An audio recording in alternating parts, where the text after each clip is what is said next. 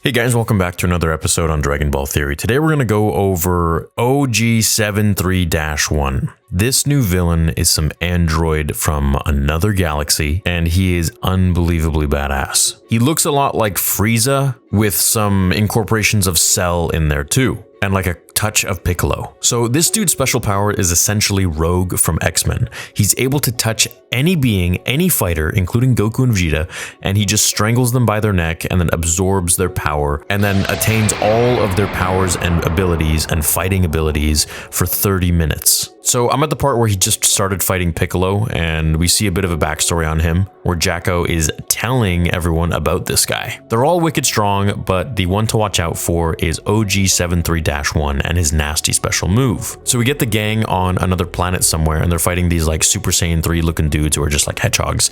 And their ability is they can teleport worlds. They can create wormholes in space and just walk through them and enter another area that they so wish. Now, and as we can see, 7-3 is just strangling one of the hedgehogs, and he attains their powers. He is now Super Saiyan 3 looking dude.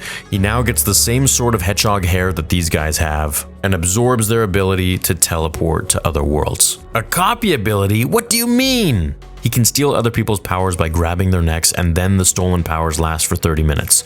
A whole half hour? So this isn't about hijacking bodies or brainwashing. Nah, not like that, says Jacko. 7-3's already plenty strong, so the abilities he copies just gives him an extra boost. What sort of being is he, says Bulma, and Jacko says an artificial one, cooked up by a planet with advanced tech and science, so he's got nothing resembling normal emotions or feelings. So he is an android, essentially, but he just has this insane ability, kind of like Android 19 was able to drain people's powers, but this is just on a completely different level. He's a killing machine who obeys his allies' orders, and then poof, they just teleport onto Earth. And so they say, lucky them, the planet that they stopped on was home to these critters who could create warp portals. It would have normally taken them about 10 days to get to Earth, but now they're here in the blink of an eye. So as they try to go up and kill the Macareni gang, Piccolo stops them and says there's no fighting here, and basically tells them to leave Earth. That's when 7-3 grabs Piccolo by the neck as a surprise attack and just steals all of his abilities, and the next little bit is him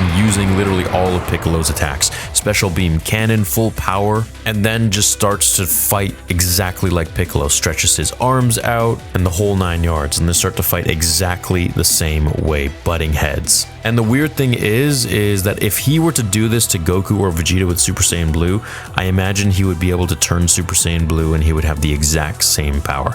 Now, he wouldn't be a Saiyan, of course, but he would have the same powers and abilities and the fighting style that any person that he absorbs, or rather touches, would possess, and therefore he would be able to do the same sorts of techniques. Now, I wonder if this also works for their memories or things like that, but I don't think so. I haven't learned that much so far.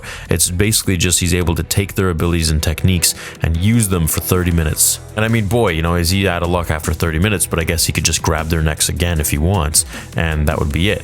But also, even if he doesn't have their abilities, he's still super powerful and strong, so it's like, this guy is really OP. I mean, like, this whole manga, they're just incorporating so many different villains that we haven't really seen before, and I cannot wait until they animate this. It is going to be freaking insane, man. It's going to be probably the most crazy season of Dragon Ball. I mean, don't get me wrong, I'm a purist when it comes to Dragon Ball Z. I think the Frieza arc was probably the most amazing, along with then Cell and Majin Buu, but like, this whole manga so far has been straight fire, and I cannot wait to keep reading more. So anyways, let me know what you think about 7-3. He's pretty badass, and I guess I'm gonna find out more about him as I continue to read the manga. Please leave a like on this video if you enjoyed it. Thanks so much for joining me today in this new video, and I will see you all next time on Dragon Ball Theory.